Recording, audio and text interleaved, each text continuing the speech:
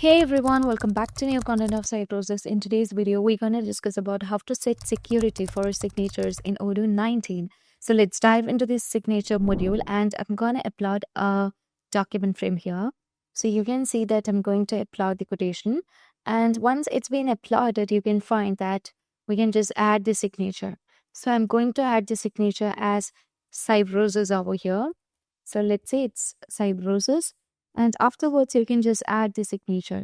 So I just want to place it here and we have added that.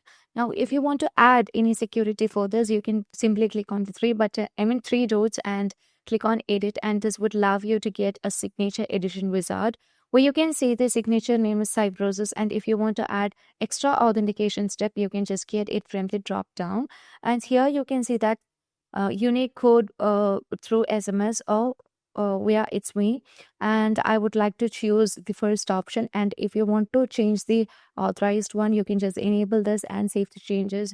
Save the change that you have made over here, and afterwards you can send this to the one you want to send. So currently you can see that Cybrosys is going to send, and here you can find the um, the new signature request like Michelle admin and everything. So here you can see that if you want to sign now, you can sign now it over here, and you can find the file name, the valid until, and the reminder and everything. So if you want to sign this now, you can also sign it over here.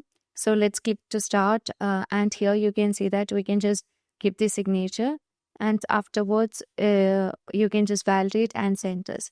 So this is how we just set the authority and just send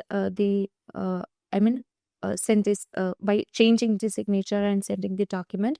So that's all for today. Thank you for watching the video.